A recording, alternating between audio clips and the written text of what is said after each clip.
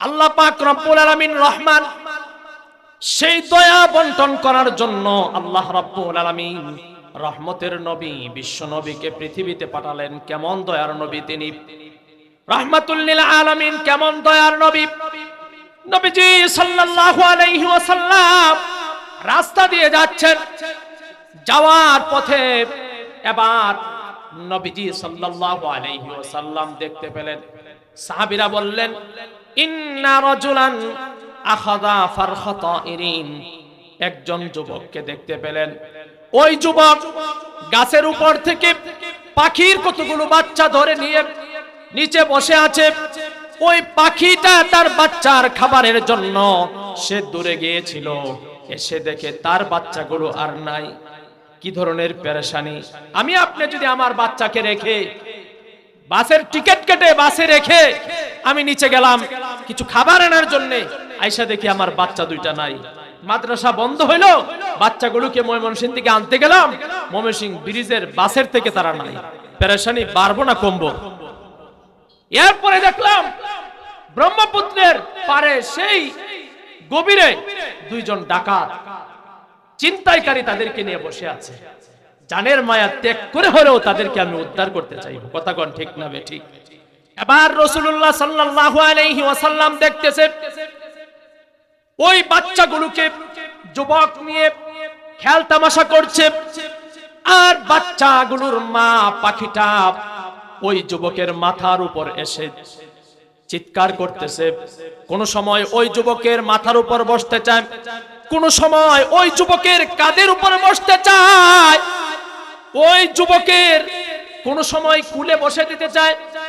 শেষ পর্যন্ত বাচ্চাগুলোর মায়ার কারণে নিজের জানের মায়া ত্যাগ করে, বাচ্চাগুলোর প্রতি রহমত আর দয়ার কারণে নিজের জীবনের মায়া ত্যাগ করে ওই যুবকের কাছে পাখিটা ধরা দিয়ে দিল। এখন তো যুবক বাচ্চা এবং পাখির মাকে একই খাঁচায় বন্দী করলো। কথা ঠিক না বেঠিক? এবার রাসূলুল্লাহ সাল্লাল্লাহু আলাইহি ওয়াসাল্লাম সাহাবীদেরকে বললেন, আজাবান, ও আমার সাহাবীরা, এই পাখিটা তার বাচ্চাগুলোকে হেফাজত করার জন্য নিজের জানের মায়া ত্যাগ করে ওই যুবকের কুলে বসে গেল। এই বিষয়টাকে তোমরা আশ্চর্য মনে করলে বলে, হ্যাঁ শোনো, আল্লাহ রাব্বুল আলামিনের কাছে, আল্লাহ রাব্বুল আলামিনের কাছে বান্দাদের প্রতি এত দয়া এত মায়া আল্লাহ রেখেছেন। ইন্না লিল্লাহি মিআতা রাহমাহ। আল্লাহ পাক রব্বুল আলামিন সেই আরশে আজিমের মাঝে লিখা দয়াকে আল্লাহ পাক 100 ভাগে ভাগ করেছেন। সেই দয়াকে আল্লাহ ভাগ করে আনজালা মিনহা রাহমাতান ওয়াহিদা। আল্লাহ পাক একটি মাত্র দয়াকে পৃথিবীর জমিনে সমস্ত মাখলুক যেন মাখলুকের প্রতি দয়া করে। সমস্ত মাখলুক, হাঁস মুরগি গরু ছাগল ভেড়া ভাগ বালক সিংহ শৃগাল, আল্লাহ পাকের যত মাখলুক আছে, জিন্নাত মালাইকা, সমস্ত মাখলুকাতের মাঝে বন্টন করে দিলেন। সেই বন্টনের একটি ভাগ একজন মা পেয়ে তার সন্তানের জন্য জীবন দিতে রাজি।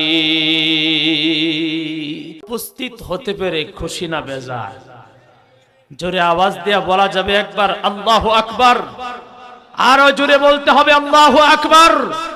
আকাশ বাতাস প্রকম্পিত করে মুসলমানের জবানে ঈমানি দীপ্ত শুনে জোরে একবার বলে আল্লাহু আকবার। আরো জোরে আওয়াজ দিয়ে বলে আল্লাহু আকবার। খুশি হলেন যিনি, তিনি কে?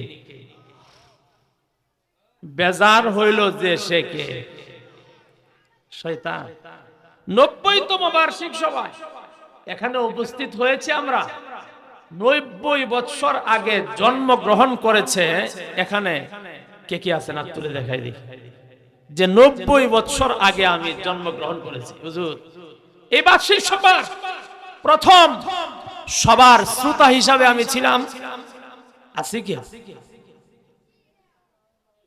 আল্লাহ আরো নেক হায়াত দান করেন সকলে বলে আমিন। একজন আছে, হাত তুলে দেখায়। আল্লাহ ওনাকে ঈমানি জিন্দেগি নসিব করুন সকলে বলে আমিন। শাহাদাতের মৃত্যু নসিব করেন সকলে বলে আমিন। আরে এই জিন্দেগি দেখেন, এই সবার প্রথম সভায় উপস্থিত ছিল বা 90 বছর হয়েছে মাত্র কয়জন? একজন রাসূলুল্লাহ সাল্লাল্লাহু আলাইহি ওয়াসাল্লাম ওনাকে সাহাবীরা জিজ্ঞাসা করলেন, ইয়া রাসূলুল্লাহ, ওগো নবীজি, মাতাসা, কিয়ামত কবে হবে? তার সময়সীমার কতদিন? নবীজি সাল্লাল্লাহু আলাইহি ওয়াসাল্লাম বললেন, ওই মজলিসের সবচেয়ে ছোট বালক তার দিকে ইশারা করে, এই ছেলেটার চুল দাড়ি সাদা হওয়ার আগে কিয়ামত সংঘটিত হবে। আল্লাহু আকবার বলেন। তার অর্থ কি? নবীজি সাল্লাল্লাহু আলাইহি ওয়াসাল্লাম ব্যাখ্যা বুঝিয়ে দিলেন, অর্থাৎ প্রত্যেক মানুষের মৃত্যু তার জীবনের কিয়ামত। প্রত্যেক 100 বছর পর পর প্রজন্মের পরিবর্তন একটা কিয়ামত। আবার ইসরাফিল আল্লাহ পাকের হুকুমে সিংহায় ফু দিবে, এটা হলো বড় কিয়ামত। রাসূলুল্লাহ সাল্লাল্লাহু আলাইহি ওয়াসাল্লাম বুঝাইতে চাইলেন, এই ছেলেটা বুড়া হওয়ার আগে তোমরা এখানে যারা আছো কেউ থাকবে না, অর্থাৎ তোমাদের জীবনের কিয়ামত হয়ে যাবে। রাসূলুল্লাহ সাল্লাল্লাহু আলাইহি ওয়াসাল্লাম বলেন, ইযা মাতাল ইনসান ফাকাদ কামাত কিয়ামাতু, মানুষের যখন নাকি মৃত্যু হয়ে যায় তার জীবনের কিয়ামত সেখানে হয়ে যায়। ভাইরা আমার, খুব সেনসিটিভ জিনিস। আজকে এই মজলিসে উপস্থিত হতে পেরেছি, আগামী মাহফিল নাও পাইতে পারি। কথা কোন ঠিক না বে ঠিক? আজকে এখানে আছি 90তম বার্ষিক সভায়, আজকে একদিন হতে হতে 180তম মাহফিল হবে। এই মসজিদে বক্তা বয়ান করবে, এই মাঠে আমার মতো আপনার মতো শ্রোতা বয়ান শুনবে। বক্তা জিজ্ঞাসা করবে, আজ থেকে 90 বছর আগে এই মাহফিলের শ্রোতা হিসাবে কে কে ছিলেন? আরে তখন মাহফিল থেকে যখন নাকি একজন মানুষও হাত উঠাবে না, সেদিন আমার আপনার গন্তব্য কোথায়? চিন্তা করেছেন? চিন্তা করেছেন? গভীর মনোযোগ। 4 মাযহাবের একজন ইমাম, মুয়াত্তা মালিকের যিনি লেখক, হাদিস বিশারদ, মাযহাবের ইমাম ইমাম মালিক রাহমাতুল্লাহি আলাইহি দরসে বসা ছাত্রদেরকে হাদিসের দরস দিচ্ছেন। ইমাম মালিক রাহমাতুল্লাহি আলাইহি চেহারা বড় সুন্দর ছিল। আস্তে আস্তে ইমাম মালিক রাহমাতুল্লাহি আলাইহির চেহারাটা কালো হতে শুরু করেছে। ছাত্ররা পড়ানোর মাঝখান দিয়া প্রশ্ন করবে, এ ধরনের সাহস ছাত্ররা পাচ্ছে না। যখন হাদিসের বয়ান শেষ করলেন, হাদিসের দরস দান শেষ করলেন, ছাত্ররা জিজ্ঞাসা করলো, হুজুর আপনি যখন এই মজলিসে বসেছেন, এই মসনদে বসলেন, আপনার চেহারাটা বড় সুন্দর ছিল। হুজুর ওস্তাদ যে প্রশ্ন করতে পারি? বলো হ্যাঁ। কি প্রশ্ন করবা? এখন দরস শেষে দেখি আপনার চেহারাটা একবার কালো হয়ে গিয়েছে, কারণ কি? আল্লাহু আকবার বলেন। ইমাম মালিক রাহমাতুল্লাহি আলাইহি বললেন, ও বাবারা শোনো, তোমরা তো এই ধরনের সাধারণ মজলিস, ওয়াজের মজলিস, কোরআনের মজলিসকে সাধারণ মজলিস মনে করো, হাদিস কোরআনের দরসগুলোকে সাধারণ মজলিস মনে করো। আমি তোমাদেরকে হাদিস পড়াচ্ছিলাম, আমি তোমাদেরকে আল্লাহর কালামের বাণী পড়াচ্ছিলাম। ইতিমধ্যে একটা বিচ্ছু আমার বাম দিক থেকে দৌড়ে এসে আমার পায়ে কামড় দিল। তখন ভাবলাম, আমার জীবনের দাম বেশি নাকি নবীর হাদিসের ইজ্জতের দাম বেশি? ভিতর থেকে আওয়াজ আসলো, না না, আপনার জীবনের থেকেও হাদিসের মূল্যায়ন এবং সম্মান বেশি।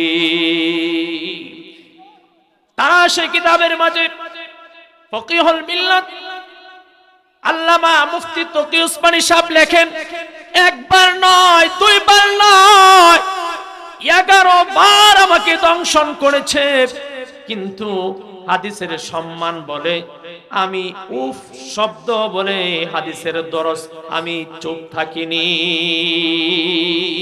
আল্লাহু আকবার বলেন। কি ধরনের ইজ্জত সম্মান, আর নিজের জীবন থেকেও এই ধরনের মজলিসগুলোর সম্মান তাদের ভিতরে কত বেশি ছিল। এজন্যই ভাইজান বলতেছিলাম, এই মজলিসের ইজ্জত দানে যতক্ষণ পর্যন্ত আলোচকরা আলোচনা করবে আমরা ইনশাআল্লাহ মনোযোগ দিয়ে শুনবো। তো জোরে আওয়াজ দিয়ে বলেন আল্লাহ সকলকে তৌফিক দান করে, সকলে বলে আমিন। এই গভীর রাত্রিতে আল্লাহ পাক রব্বুল আলামিন, হাদিস শরীফে এসেছে, আল্লাহ রহমত বন্টন করার জন্য দুনিয়ার আকাশে চলে আসেন। সুবহানাল্লাহ বলেন। আল্লাহ রাব্বুল আলামিন মানুষকে রহমত আর দয়া দান করার জন্য প্রথম আকাশে এসে বান্দাকে ডাকতে থাকেন, ডাকতে থাকেন, ডাকতে থাকেন। এমন কে আছো যার গুনাহ হয়ে গিয়েছে, ক্ষমার প্রয়োজন, আমার ডাকে সাড়া দাও। এমন কে আছো যার রিজিকের অভাব, রিজিকের প্রয়োজন, অর্থের প্রয়োজন, আমাকে বলো। সুবহানাল্লাহ। এমন কে আছো যে অসুস্থ হয়ে পড়ে আছো, সুস্থতার প্রয়োজন, আমার কাছে বলো। সুবহানাল্লাহ। এজন্যই আল্লাহ পাক রব্বুল আলামিনের দয়া আর রহমত বর্ষণের বিশেষ সময় এটা। আমার তিলাওয়াতকৃত আয়াতে আল্লাহ রাব্বুল আলামিন বলেন, ইন্না রাহমাতাল্লাহি করিবুম মিনাল মুহসিনিন।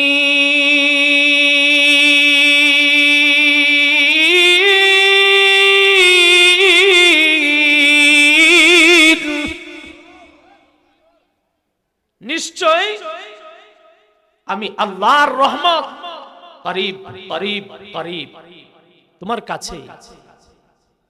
মিনাল মুহসিনিন, তবে শর্ত হলো তোমার দিল ও দিমাগ,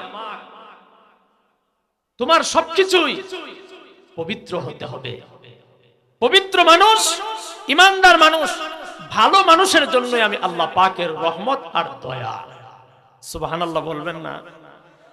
হামাদর গাহে তো জুয়াম, হামাদর কারে তো পুয়াম, হামাদর গাহে তো জুয়াম, হামাদর কারে তো পুয়াম, হামা তাওহীদ তো গুয়াম কব তাওহীদ সাজাই, তো খুদা ওয়ান্দে সামা ই তো খুদা ওয়ান্দে ইয়ামিনী, তো খুদা ওয়ান্দে সামা ই তো খুদা ওয়ান্দে জামিনী, তো খুদা ওয়ান্দে ইয়াসারি তো খুদা ওয়ান্দে ইয়ামিনী। আল্লাহু আকবার। উপরে যিনি আছেন তিনি কে? আরো আওয়াজ দিয়ে বলেন কে? আমার নিচে যে আছেন তিনি কে? ডানে বামে চতুর্পার্শ্বে যিনি আছেন তিনি কে? সেই মহান আল্লাহ পাক তার দয়া নিয়ে দুনিয়াতে সফলতা অর্জন করার জন্য কোরআনের এই আয়াতের মাধ্যমে আমাকে আপনাকে ডাকছেন। আল্লাহু আকবার। এজন্যই আবু হুরায়রা রাদিয়াল্লাহু তাআলা আনহু থেকে হাদিস riwayat, লাম্মা কাদাল্লাহুল খালকা, আল্লাহ পাক যখন মাখলুক বানালেন, কাতাবাল্লাহু ইনদাহু, আল্লাহ পাক রব্বুল আলামিন একটা বস্তু, একটা জাত, একটা জিনিস লিখে রেখেছেন। আল্লাহ রাব্বুল আলামিন পৃথিবী বানালেন, আমার আপনার রব 7 আসমান 7 জমিন সৃষ্টি করলেন।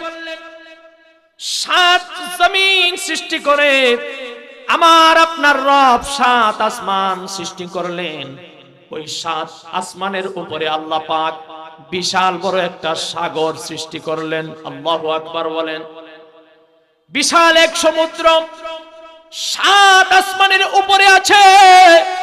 আল্লাহ রাব্বুল আলামিন এই বিশাল সমুদ্র স্থাপন করে রাসূলকে জানিয়ে দিলেন, ওগো নবী আমার, 7 জমিন 7 আসমান, সিদরাতুল মুনতাহা, তারপরে বিশাল এক সমুদ্র, ওই সমুদ্র ফাওকাল মাই আরশুন, ওই সমুদ্রের উপরে আমি আল্লাহ পাকের আরশ। আল্লাহু আকবার বলেন। 7 আসমানের কত দূরত্ব? হাদিসে এসেছে জমিন থেকে নিয়ে প্রথম আসমান পর্যন্ত 500 সানা। জমিন থেকে প্রথম আকাশে উঠতে সবচেয়ে দ্রুতগামী যানবাহন দিয়ে 500 বছর লাগবে। তারপর প্রথম আসমান, সেই প্রথম আসমান ভেদ করার জন্য 500 বছর। এভাবে 7 আসমানের ফাঁকা জায়গা 5 7 3500 বছর। 7 আসমানের পুরুত্ব পার হওয়ার জন্য 5 7 35 বছর, 3500 বছর। এভাবে 70 শত অর্থাৎ 7000 বছরে সবচেয়ে দ্রুতগামী যানবাহন দিয়ে 7 আসমানের উপরে ওঠা যাবে। আল্লাহু আকবার বলেন। আল্লাহ রাব্বুল আলামিনের সেই আরশটা এভাবে আছে না, সেই আরশকে বহন করার জন্য আমি আল্লাহ রাব্বুল আলামিন 8 জন ফেরেশতা সৃষ্টি করেছি। ওই 8 জন ফেরেশতার কফা আলা কফাহুম, পিঠের উপরে আমি আল্লাহ পাকের আরশ রেখে দিয়েছি। শুধুমাত্র তাই না, সেই আরশ রেখে দিয়ে আমি আল্লাহ পৃথিবীতে যত মাখলুক সৃষ্টি করেছি, সমস্ত মাখলুকাতের মাঝে সবচেয়ে বড় আকৃতি হিসাবে আমি আল্লাহ আমার সিংহাসন আরশে আজিমকে আমি আল্লাহ পাক দান করেছি।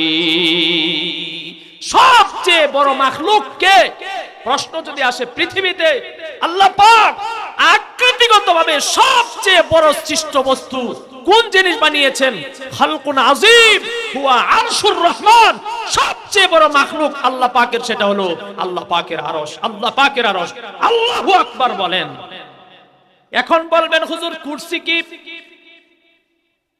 আরশ যদি সবচেয়ে বড় হয়, কি পরিমাণ বড়? যে আরশে আল্লাহ রাব্বুল আলামিন রহমত নিয়ে বসে আছেন। এবার আসুন, কুরসি কি জিনিস?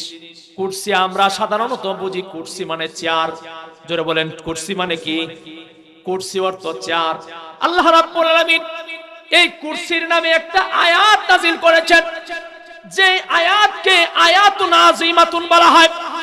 30 পারা কোরআনের সবচেয়ে গুরুত্বপূর্ণ, সবচেয়ে বড় আয়াত হিসাবে, সম্মানী আয়াত হিসাবে জিজ্ঞাসা করলে উত্তরে আসবে সেই আয়াতটা হলো আয়াতুল কুরসি। ঠিক না বেঠিক? আল্লাহ পাক রব্বুল আলামিন ওই আয়াতুল কুরসিতে বলেন, ওয়াসিআ কুরসিয়ুহুস সামাওয়াতি ওয়াল আরদ ওয়ালা ইয়াউদুহু হিফযুহুমা ওয়া হুয়াল আলিয়্যুল আযীম। আল্লাহু আকবার। ও পৃথিবীর মানুষ শোনো, কুরসি কি জিনিস? ওয়াসিআ কুরসিয়ুহু, আমি আল্লাহ পাকের কুরসিটা এত বড়, এত বড়। ওয়াসিআ, সেটা বেষ্টন করে রেখেছে 7 আসমান এবং 7 জমিনকে। কুরসি যে জিনিসটা, এটা 7 আসমান 7 জমিনকে বেষ্টন করে রাখছে।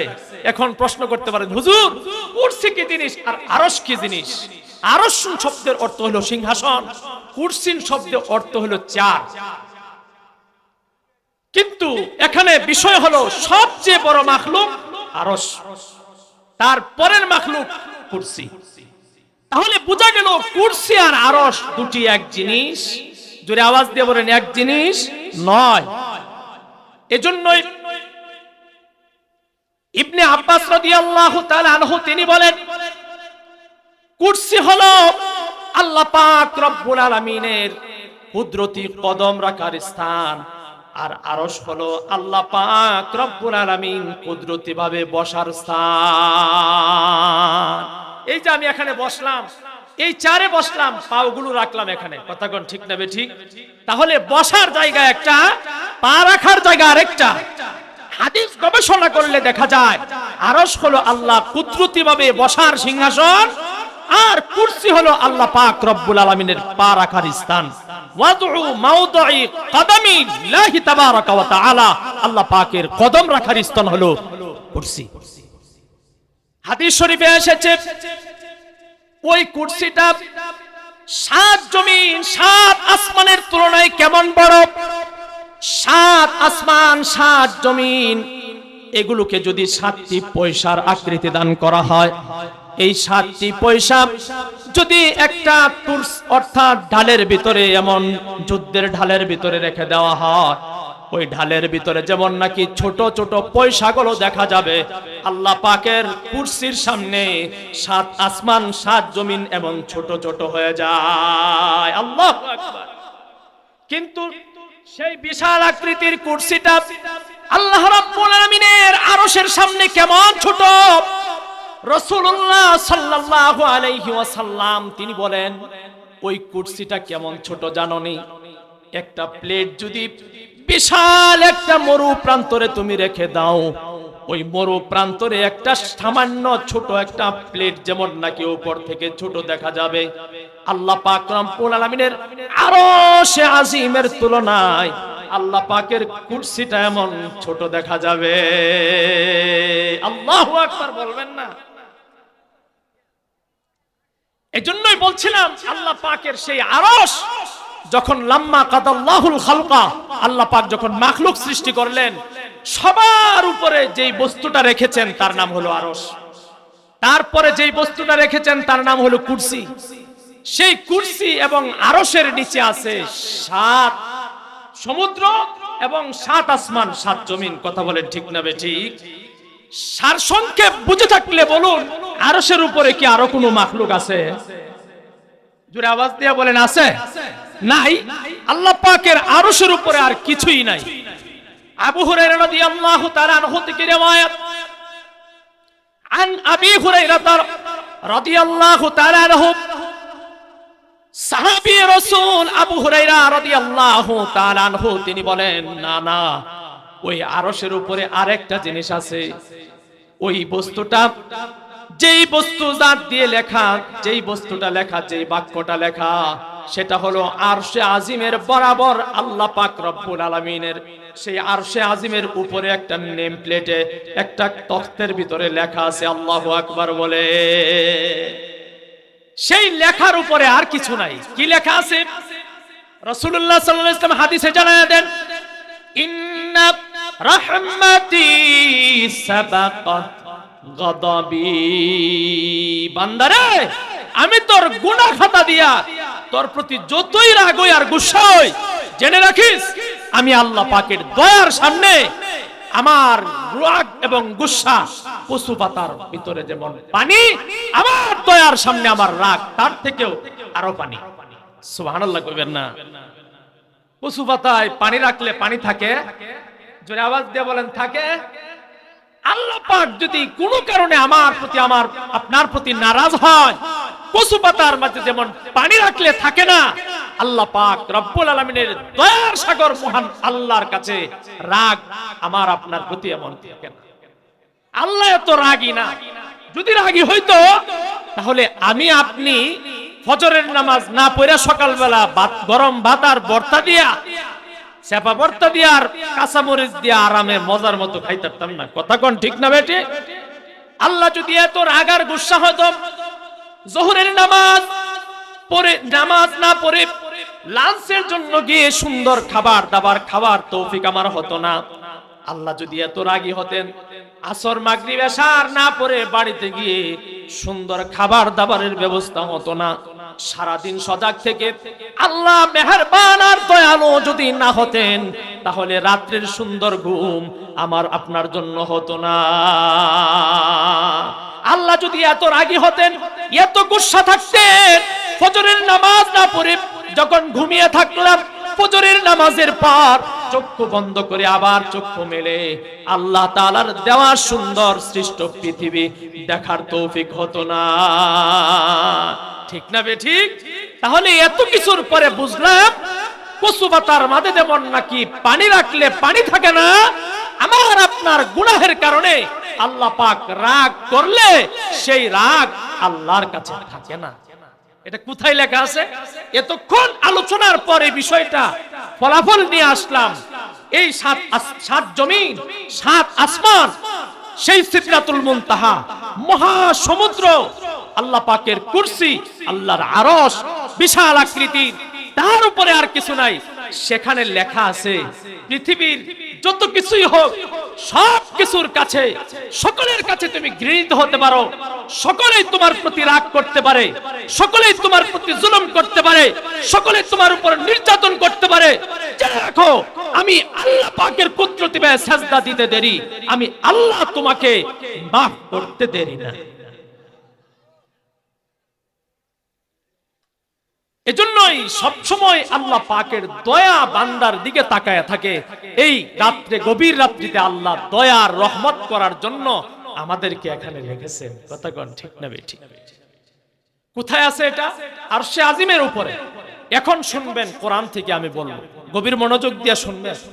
আল্লাহ পাক রব্বুল আলামিন যে আরশে বসে আছে, যে কোনো একটা পদ নিয়ে, তো কথা কোন ঠিক না বেঠিক? আমাদের চেয়ারম্যানরা যে চেয়ারে বসে, একটা পদ আছে না নাই? এমপি সাহেব চেয়ারে বসে এমপির পদ নিয়ে, কথা কোন ঠিক না বেঠিক? মন্ত্রী চেয়ারে বসে মন্ত্রীর একটা পদ নিয়ে, ওসিডিসি, পুলিশ, আর্মি, বিডিআর যারাই বলেন মেজর, সবাই একটা পদ নিয়ে চেয়ারে বসে, সেই পদ দিয়া তাকে চিনে আল্লাহ পাক রব্বুল আলামিন। তিনি বলেন যে আরশ, যে আরশের মাঝে সিংহাসনে আমি আল্লাহ বসে আছি, সেখানেও আমার বিশেষ একটা পদবি নিয়ে আমি বসে আছি। আল্লাহু আকবার বলেন। কি পদ? আর রহমানু আলাল আরশি ইসতাওয়া।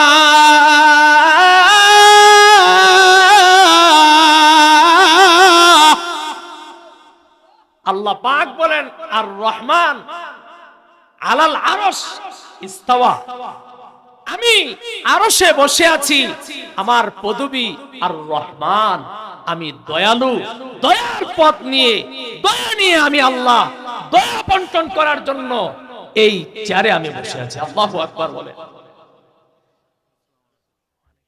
এজন্য আমার ভাইরা, আমার বাবাজিরা, আমার বন্ধুগণ, আল্লাহ রাব্বুল আলামিন দয়া বন্টন করার জন্য দয়ালু মেহেরবান আল্লাহ রাব্বুল আলামিন আরশে আজিমে বসা।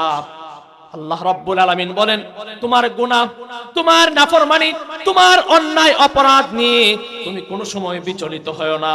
আল্লাহ রাব্বুল আলামিন বলেন, নাব্বি ইবাদি আন্নী আনাল গফুরুর রহিম ওয়া আন্না আযাবি হুয়াল আযাবুল আলীম। ও বান্দারা শোনো, আমি আল্লাহ রাব্বুল আলামিন দয়ার পথ নিয়ে সিংহাসনে বসা, আমার নাম রহমান। সেই দয়াকে বন্টন করার জন্য যাকে আমি দুনিয়াতে পাঠালাম, তোমাদের মাঝে দয়াকে বন্টন করার জন্য আমি আল্লাহ পাক সেই নবীকে আমি উপাধি দিলাম, ওয়ামা আরসালনাকা ইল্লা রাহমাতাল লিল আলামিন। আমি আল্লাহ রাব্বুল আলামিন দয়ার পথ নিয়ে সিংহাসনে বসে আছি, দয়াকে বন্টন করার জন্য আমি আল্লাহ পাক যেই নবীকে পাঠালাম, ওই নবীকে আমি আল্লাহ রাহমাতুল লিল আলামিন, বিশ্ববাসীর জন্য রহমতের প্রতীক দিয়ে আমি আল্লাহ পাঠিয়েছি। আমার নবীর প্রতীক হলো রহমত। আল্লাহু আকবার বলেন। পৃথিবীতে মানুষ নির্বাচন করে, কারো প্রতীক ধানের শীষ, কারো প্রতীক রিকশা, কারো প্রতীক দাড়িপাল্লা, এভাবে বহু প্রতীক নিয়ে মানুষ নির্বাচনে দাঁড়ায়। আল্লাহ রাব্বুল আলামিন বলেন, আমি রহমান, সেই আরশে আজিমে রহমতের পদ নিয়ে, পদবি নিয়ে বসে আছি। সেই রহমত আর দয়াকে এই জমিনে বন্টন করার জন্য যেই নবীকে আমি পাঠালাম, ওই নবীকে আমি আল্লাহ রাহমাতুল লিল আলামিন, বিশ্ববাসীর জন্য রহমতের প্রতীক দিয়ে আমি আল্লাহ দুনিয়াতে পাঠিয়েছি। শুধুমাত্র তাই না, সেই রহমতের বাণীর ধনভাণ্ডার কোরআনকে আল্লাহ রাব্বুল আলামিন বলেন, হুদা ওয়া রাহমা রাহমাতাল লিল আলামিন। আমি আল্লাহ দয়ালু রহমান, আমার নবী রাহমাতুল লিল আলামিন, আমার কোরআন হলো রহমত। ও পৃথিবীর মানুষ, তোমরা তোমাদের গুনাহের কারণে ভয় পাও না। আমি আল্লাহ দুনিয়াতে তোমাদের জন্য রহমতের ব্যবস্থার জন্য নবী পাঠিয়েছি। শুধুমাত্র এখানেই শেষ নয়, নবীর আদর্শে নবীর প্রতীক নিয়ে নির্বাচন করে যেই লোকটা সবচেয়ে বেশি পদবী এবং নবীর কাছাকাছি স্থান পেয়েছে, নবীজি সাল্লাল্লাহু আলাইহি ওয়াসাল্লাম তাকে পদবী দিয়েছেন। খুতবায়ে জুমায় ইমাম সাহেবরা প্রতি জুমায় পড়েন, আর রহমু উম্মতি বি উম্মতি আবু বকর। আমার উম্মতের মাঝে সেই রহমত বন্টন করার জন্য, আর রহমু উম্মতি, সেই রহমত বন্টিত রহমতের মাঝে সবচেয়ে বেশি রহমত পেয়েছে আমার উম্মত আবু বকর। আল্লাহু আকবার বলেন। চিন্তা করে দেখেন, সেই আরশে আজিমে বসা আল্লাহ, আরশে বসা রহমান পদবী নিয়া আল্লাহ সেই রহমতকে বন্টন করার জন্য পৃথিবীতে তাকে পাঠালেন, তাকে রহমাতুল লিল আলামিন বললেন। সেই কোরআন, যেই কোরআন জান্নাতের পথ দেখায়, তাকে আল্লাহ পাক রাহমাতান ওয়া হুদান বললেন।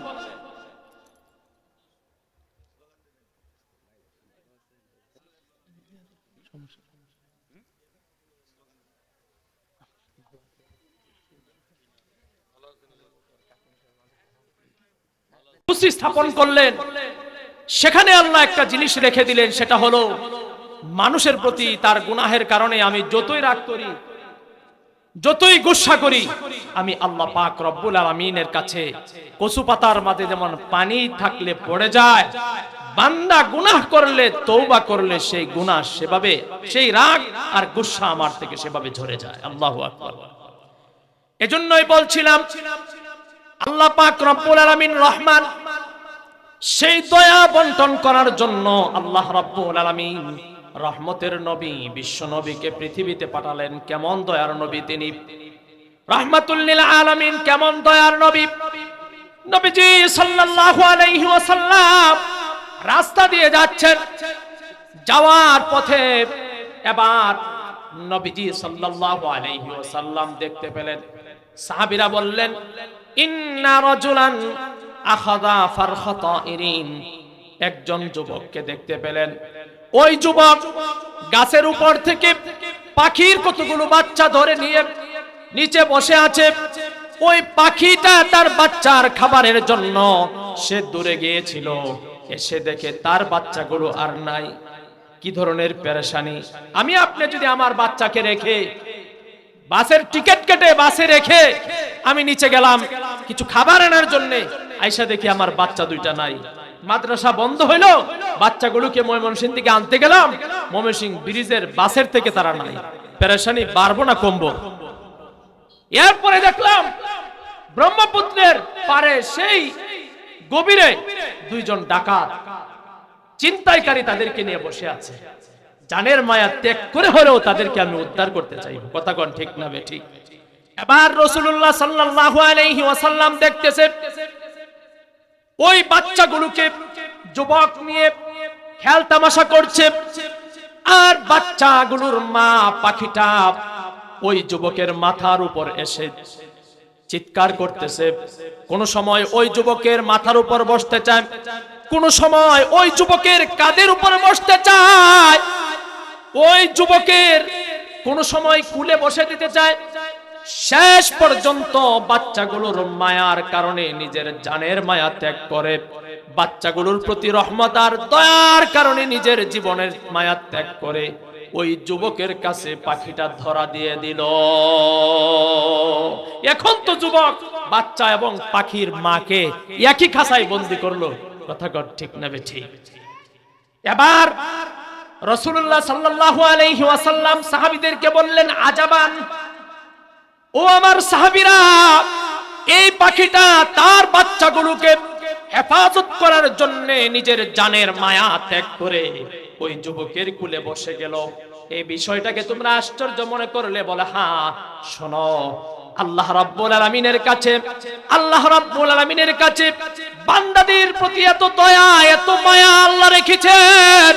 ইন্না লিল্লাহি মিআতা রাহমাহ, আল্লাহ পাক রব্বুল আলামিন সেই আরশে আজিমের মাঝে লিখা দয়াকে আল্লাহ পাক 100 ভাগে ভাগ করেছেন। সেই দয়াকে আল্লাহ ভাগ করে আনজালা মিনহা রাহমাতান ওয়াহিদা, আল্লাহ পাক একটি মাত্র দয়াকে পৃথিবীর জমিনে সমস্ত মাখলুক যেন মাখলুকের প্রতি দয়া করে। সমস্ত মাখলুক, হাঁস মুরগি গরু ছাগল ভেড়া ভাগ বালক সিংহ শৃগাল, আল্লাহ পাকের যত মাখলুক আছে জিন্নাত মালাইকা সমস্ত মাখলুকাতের মাঝে বন্টন করে দিলেন। সেই বন্টনের একটি ভাগ একজন মা পেয়ে তার সন্তানের জন্য জীবন দিতে রাজি।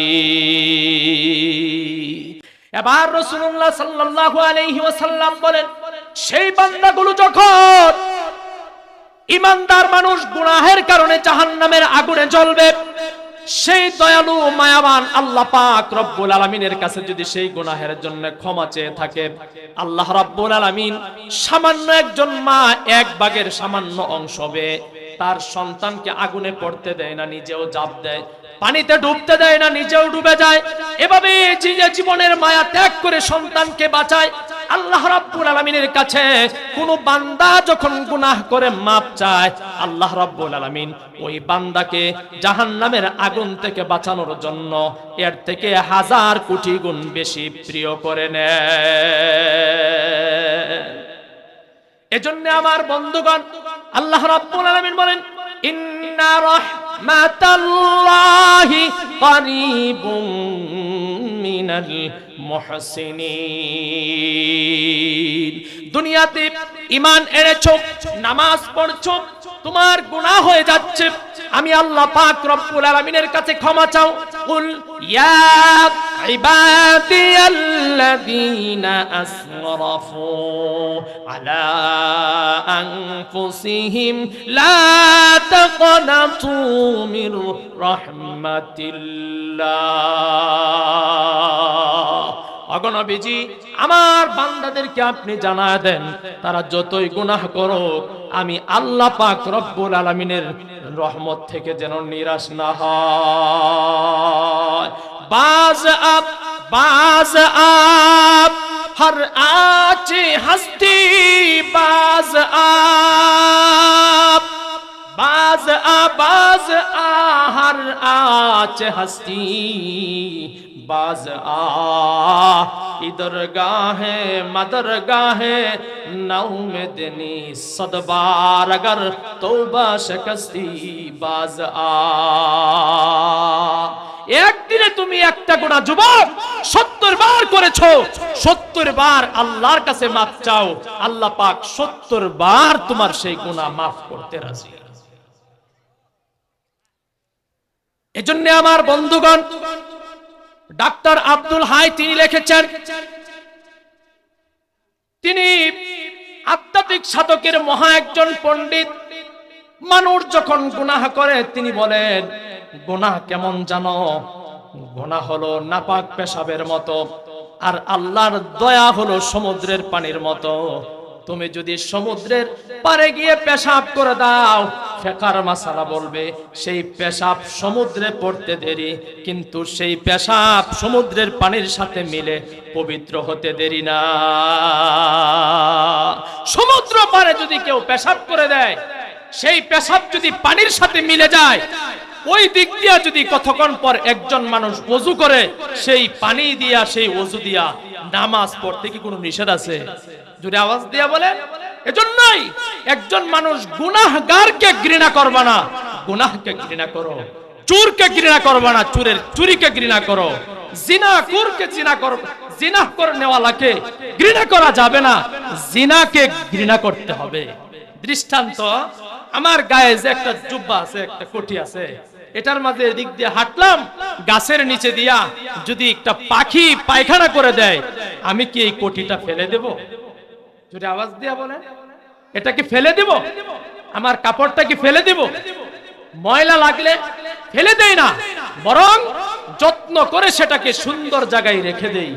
দোকান থেকে সাবান কিনে আনি, পানির ব্যবস্থা করি, তারপরে সেই পানি দিয়া সুন্দর করে যত্ন করে সেটাকে ধুই। কথা কম ঠিক না? ঠিক। ধুইয়া সেটাকে গায়ে দেয়। কিন্তু ধুইতে গেলে কাপড়ের গায়ে কষ্ট লাগে না? লাগে না? জোরে আওয়াজ দিয়ে বলেন, লাগে না? লাগে না? লাগে।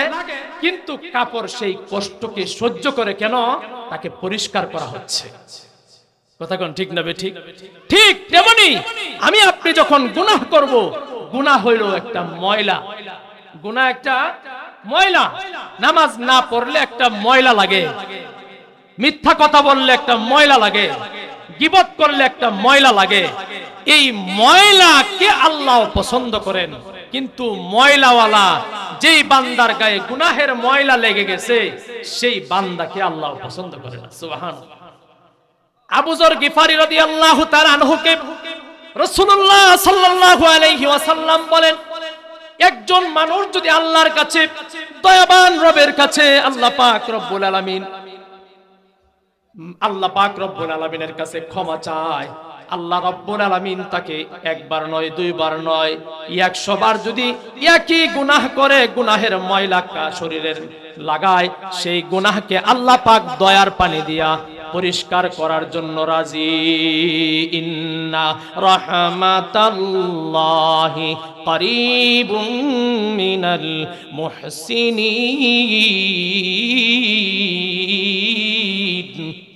ওয়া আখিরু দাওয়ানা আনিল হামদুলিল্লাহি রাব্বিল আলামিন। আসসালামু আলাইকুম ওয়া রাহমাতুল্লাহি ওয়া বারাকাতুহু।